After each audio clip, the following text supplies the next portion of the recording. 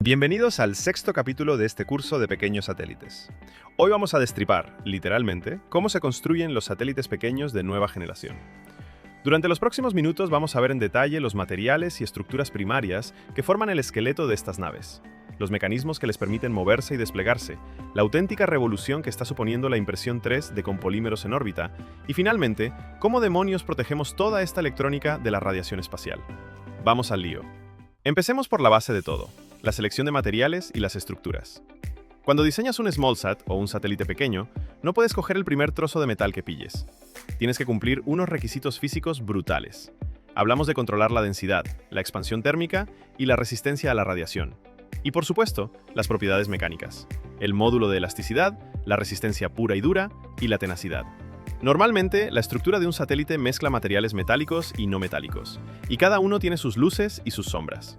Los metales, por lo general, son homogéneos e isotrópicos.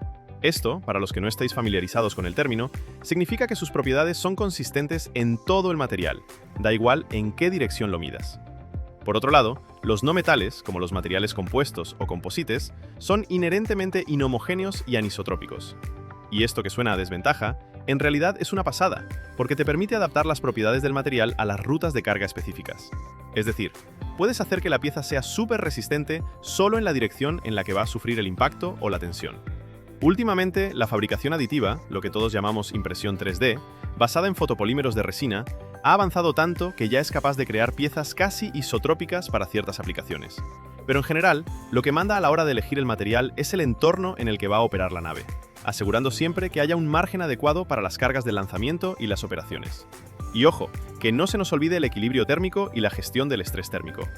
Si llevas un instrumento óptico súper sensible, tienes que tener muchísimo cuidado con la desgasificación, el famoso outgassing, y con los desplazamientos térmicos. No quieres que tu lente se desenfoque porque el chasis se ha dilatado 1 milímetro por el calor del sol. La impresión 3D se está comenzando a utilizar como soluciones estructurales personalizadas para los SmallSats.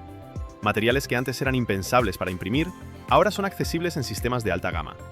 Antes, la impresión 3D se relegaba a estructuras secundarias, pero ahora la estamos viendo en estructuras primarias, sobre todo en CubeSats y en los diminutos Pocket Cubes. Sin embargo, hay que ser justos y escépticos. Para SmallSats más grandes, como los de la clase ESPA, los ensamblajes mecanizados convencionales de aleaciones de aluminio siguen siendo los reyes indiscutibles para las estructuras primarias. Para que nos entendamos, las estructuras secundarias son cosas como los paneles solares, las mantas térmicas o los subsistemas que van enganchados a la estructura primaria. Suelen ser autosoportadas y transmiten muy pocas cargas estructurales críticas. Si falla la estructura primaria, despídete. Es un fallo catastrófico de la misión. Si falla una secundaria, a lo mejor la nave no se desintegra, pero tu misión se va al garete igual en cuanto a rendimiento. En los satélites pequeños, a veces es súper difícil distinguir entre primaria y secundaria porque el volumen está tan restringido que cada milímetro cuenta. Los componentes primarios tienen que hacer pluriempleo. A lo mejor el chasis también tiene que servir para la gestión térmica, para blindaje contra la radiación, para contener presión o incluso para actuación de tensión. Antes de que Carlos os cuente más cosas, os pedimos que os suscribáis al canal. Esa es la mejor forma de apoyarnos para crear más contenido. Gracias. Hablemos del estándar CubeSat, que es lo que estáis viendo ahora mismo en pantalla. Hay dos enfoques principales para los chasis: las estructuras comerciales que compras ya hechas, los famosos COTS, y los componentes mecanizados o impresos en 3D a medida. Comprar un chasis COTS te simplifica la vida una barbaridad, pero solo si tu misión es lo suficientemente estándar como para encajar en su diseño. Si quieres hacer algo muy loco, te toca ir a medida. El estándar CubeSat ha evolucionado una barbaridad.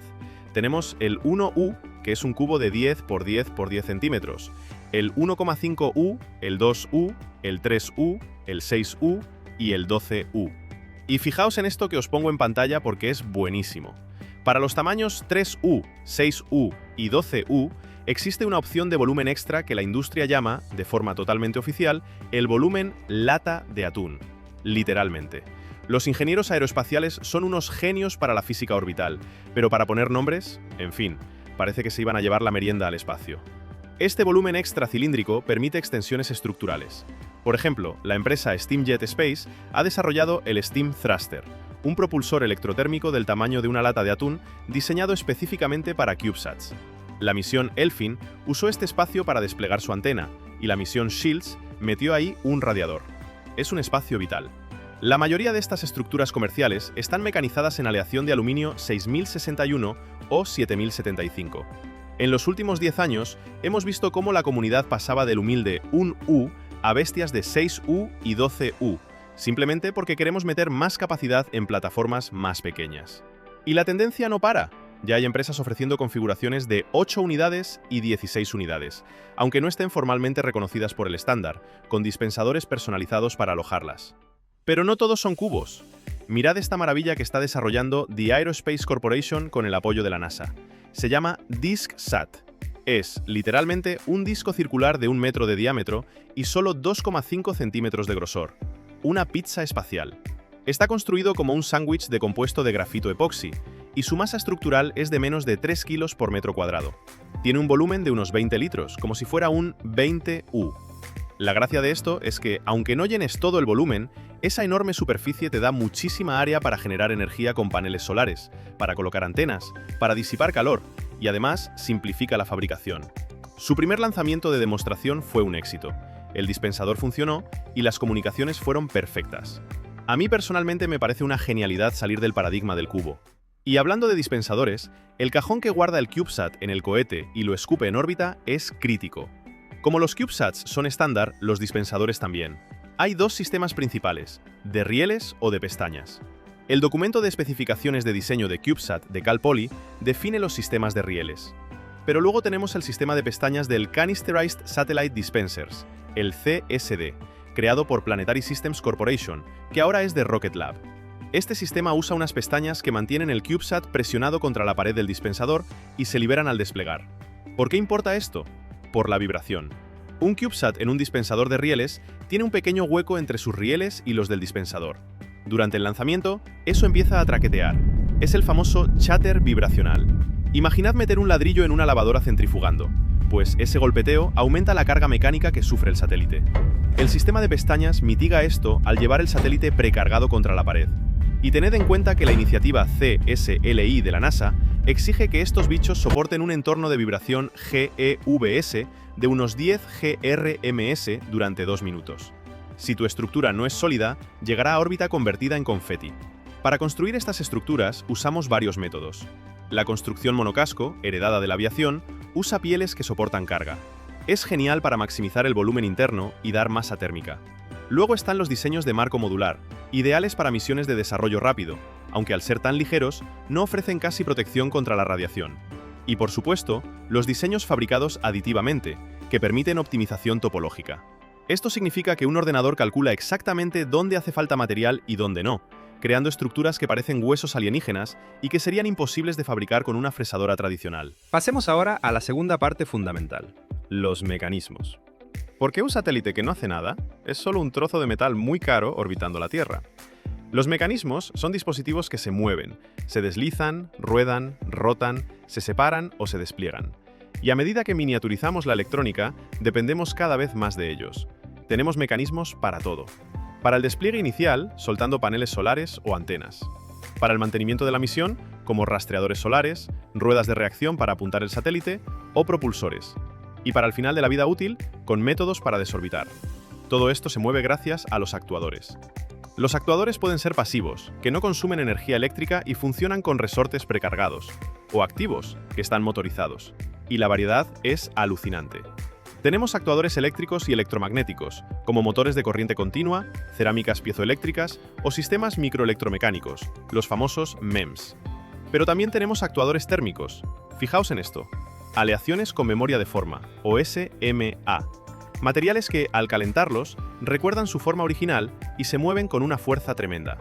También se usan líquidos o sólidos de cambio de fase, como la cera de parafina, o cuchillas térmicas para cortar cables de retención. Uno de los campos más fascinantes son las estructuras desplegables. Un satélite pequeño es perfecto para esto. Lo pliegas como un transformer para que quepa en el cohete, y una vez en el espacio, se despliega para ser enorme. Tenemos despliegues por plegado, como los paneles solares que usan bisagras y resortes. Tenemos despliegues tipo manga, que usan un tornillo rodante, muy común para antenas. Y los inflables, que son películas superligeras para cosas gigantes como velas solares. Normalmente, en los SmallSats, estos componentes van en un brazo que sale de la nave. En pantalla os dejo las imágenes de la misión GPX-2 de la NASA, que usa un brazo desplegable de Redwire Space para crear estabilización por gradiente de gravedad. Es una chulada. Pero la cosa va a más. El Centro de Investigación Langley de la NASA ha desarrollado los Deployable Composite Booms, o DCB. Son brazos de material compuesto que tienen una rigidez a la flexión y torsión brutal, son térmicamente estables y pesan un 25% menos que los metálicos. Esta tecnología se demostró en la misión ACS-3, lanzada en abril de 2024 para velas solares, y pueden llegar a medir hasta 16,5 metros.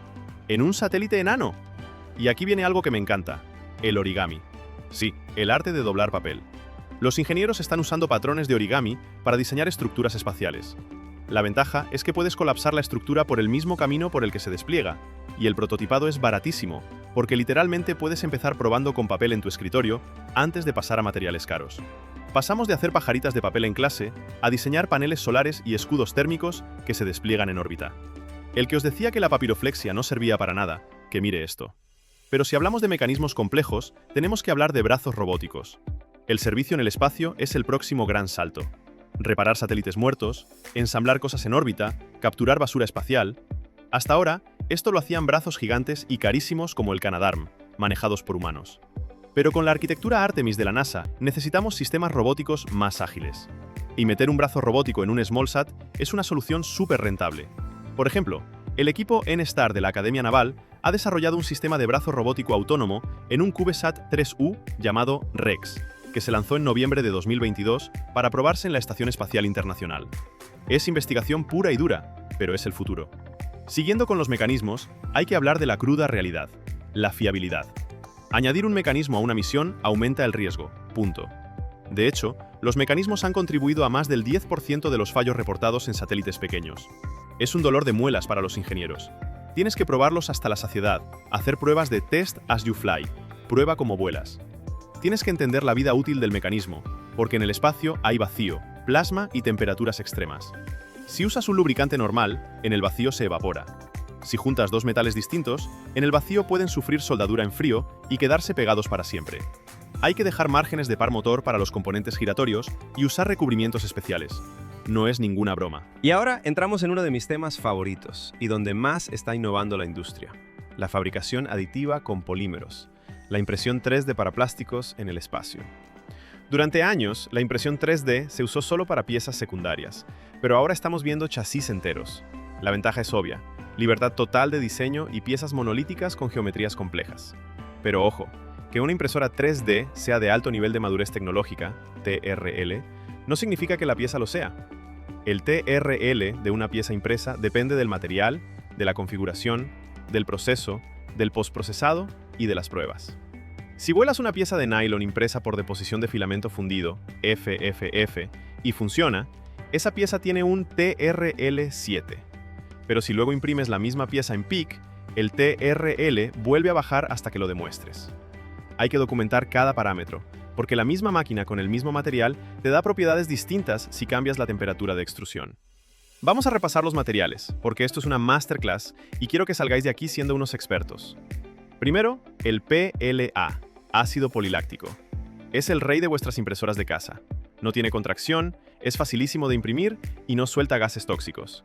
Pero, a menos que sea para una exposición a muy corto plazo en condiciones súper controladas, no lo uséis para el espacio más allá de un TRL3 o 4. Se derrite con mirarlo. Luego tenemos el ABS. Este ha sido el clásico para piezas resistentes en la comunidad de código abierto. Resiste la temperatura, pero los rayos UV del sol lo vuelven amarillo y quebradizo con el tiempo. Es difícil de imprimir sin que se deforme, el famoso warping, y encoge entre un 1 y un 3% al enfriarse. Pero ojo, que el ABS ha volado como estructura completa en el KickSat 2, un dispensador de femtosatélites. Como era una misión corta y de un solo uso, el ABS cumplió perfectamente y ahorró muchísimo dinero. El nylon es otro nivel. Es versátil y duro como una roca, pero es extremadamente higroscópico. Esto significa que chupa la humedad del aire como si fuera una esponja. Tienes que hornear el filamento antes de imprimirlo y guardarlo en una caja seca. Las mezclas de nylon con fibra de carbono son muy comunes para ganar resistencia. De hecho, piezas secundarias impresas en filamento Onyx de Markforged han volado en el programa TechEdSat. El policarbonato, o PC, también conocido como Lexan, tiene una resistencia al impacto y a la temperatura brutal. Es súper rígido, pero imprimirlo en una máquina abierta es un infierno por el warping. Necesitas temperaturas de boquilla, cama y cámara altísimas. y también es higroscópico. Y aquí entramos en las ligas mayores. Los materiales WinForm de CRP Technology. Son polímeros reforzados con fibra de carbono, diseñados originalmente para la Fórmula 1, pero que se fabrican mediante sinterizado selectivo por láser, SLS, no por filamento. Esto les da una estabilidad dimensional y unas propiedades isotrópicas muy superiores. El WinForm X te ha volado en CubeSats como el KeySat 2 y el Tancredo 1. La misión GPX-2 de la NASA, que se lanzó en 2022 y sigue operativa, usa una estructura de WinForm XT 2.0.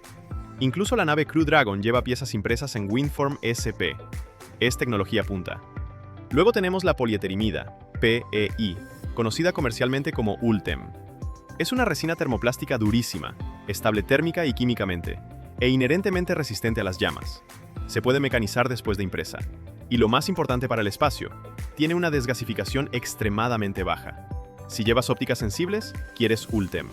Pero necesitas impresoras comerciales cerradas que alcancen más de 120 grados en la cámara. Y el rey absoluto de los termoplásticos, la familia PAEC, que incluye el PIC y el PEC. Con los aditivos correctos, pueden rivalizar con la resistencia del acero inoxidable y soportar más de 200 grados centígrados de forma continua. Son retardantes de llama y su desgasificación es casi nula. Imprimir esto requiere máquinas industriales carísimas. El PIC tiene herencia de vuelo en experimentos externos de la ISS y en elementos estructurales de la mismísima sonda Juno, que está en Júpiter, lo que demuestra que aguanta entornos de radiación extremos. Por último, en impresión 3D, tenemos los fotopolímeros o resinas termoendurecibles. Se curan con luz, SLA, DLP o PolyJet. Producen piezas con una resolución increíble y propiedades isotrópicas superiores, e incluso piezas con calidad óptica. Suelen ser más frágiles que los termoplásticos, pero hay formulaciones aeroespaciales específicas que resisten temperaturas extremas. Lo alucinante de los sistemas PolyJet es que pueden mezclar resinas en tiempo real mientras imprimen. Y esto nos lleva a la optimización del diseño. Gracias a la impresión 3D, podemos hacer lightweighting o aligeramiento estructural. En lugar de usar paneles de nido de abeja de aluminio, podemos imprimir piezas huecas con un relleno interno, o infill. Últimamente hay un interés enorme en el patrón giroscópico, o gyroid, descubierto por el investigador de la NASA Alan Schoen en 1970. Es fácil de generar, minimiza las columnas vacías y da una resistencia brutal con muy poca masa. Además, podemos imprimir piezas multimaterial. Imagina imprimir una pieza que tiene un gradiente. Empieza siendo de un material rígido en un extremo y termina siendo flexible en el otro. Esto se llama materiales digitales y expande el espacio de diseño a niveles que los ingenieros de hace 20 años considerarían magia negra. Pero claro, por muy bonita y resistente que sea tu estructura impresa en 3D, si la electrónica de dentro se fríe, no tienes misión. Y aquí entramos en la última gran batalla: los efectos de la radiación y las estrategias de mitigación. El espacio está lleno de partículas energéticas que quieren destruir tus semiconductores. Hablamos de la dosis ionizante total, TID, y de los eventos de efecto simple, SEU. Añadir blindaje es la forma más rentable de mitigar este riesgo. Históricamente, añadir blindaje cuesta menos del 10% del coste total de la nave, pero te salva de un fallo prematuro. Muchos CubeSats usan componentes comerciales, COTS, como procesadores o tarjetas SD. Estos componentes comerciales suelen aguantar entre 2 y 10 kiloradios. Para que os hagáis una idea, un CubeSat típico con un chasis de aluminio de 2 milímetros de grosor en una órbita baja a 500 kilómetros recibe unos 1.383 rad al año solo de los cinturones de radiación atrapada. Si le sumas un evento de partículas solares, SPE, te plantas en más de 2.100 rads. Si los modelos de radiación tienen un factor de error del doble, tu electrónica comercial está al borde de la muerte en su primer año. Y ojo, que estamos en pleno máximo solar desde 2024 y se espera que dure hasta 2026. Así que los eventos de partículas solares van a ser el pan de cada día. Para blindar hay dos métodos básicos. El primero es el blindaje de masa inherente. Básicamente, usar la propia masa del satélite para proteger lo más sensible. Aquí entra el concepto de blindaje por unidad de ángulo sólido. La radiación viene de todas partes, en una esfera de 4pi estereoradianes. Si un componente está pegado a la pared trasera del satélite, esa pared lo protege por detrás, pero está expuesto por delante. El método clásico es simplemente hacer la pared de aluminio más gruesa. El problema es que el aluminio es genial para la estructura, pero no es el mejor material para frenar protones o electrones de alta energía. El segundo método es el blindaje ad hoc. Puede ser blindaje puntual, cubrir un solo chip, o de sector. Es mucho más eficiente en cuanto a masa. Aquí se usan escudos multicapa con diferentes números atómicos, Z, conocidos como blindaje Z graduado. Pones capas de materiales de bajo Z, como polímeros, para frenar protones sin generar radiación secundaria, y capas de alto Z, metales pesados, para dispersar electrones. Y aquí hay que mencionar la misión Shields 1, lanzada en 2018. Esta misión probó en órbita el blindaje de grado Z. Usaron una bóveda electrónica y losas de blindaje Z comparadas con aluminio. Los resultados fueron espectaculares. Una bóveda de blindaje Z de 3,02 gramos por centímetro cuadrado redujo la dosis ionizante total más de 18 veces en comparación con el típico aluminio de 2 milímetros. Usaron un material llamado altita, aluminio titanio tántalo, que reduce la dosis de un evento solar a la mitad. La NASA ha patentado métodos para fabricar este blindaje Z, desde laminados metálicos híbridos hasta blindajes estructurales delgados, perfectos para el poco volumen de un CubeSat. Pero la radiación no solo fríe chips, también carga eléctricamente la nave. Es el efecto de carga en el espacio. Si se acumula carga y se produce una descarga electrostática, ESD, es como si le dieras un chispazo de estática a la placa base de tu ordenador, pero a lo bestia. Históricamente, las descargas por mala conexión a Tierra han sido una causa principal de fallos. Según el manual de la NASA, hay que evitar materiales dieléctricos con una resistividad superior a 10 elevado a 12 ohmios por centímetro. Para evitar esto, se usan recubrimientos de disipación de carga. Son recubrimientos conformales que se aplican sobre las placas electrónicas. Típicamente se usaban poliuretanos o acrílicos, pero la empresa Luna Innovations, a través del programa SBIR de la NASA, ha desarrollado el recubrimiento XP Charge Dissipation. Este recubrimiento tiene una resistividad de volumen entre 10 elevado a 8 y 10 elevado a 12 ohmios por centímetro, mucho menor que los recubrimientos comerciales típicos. Se está probando en la misión MISE 9 y en SEALS 1.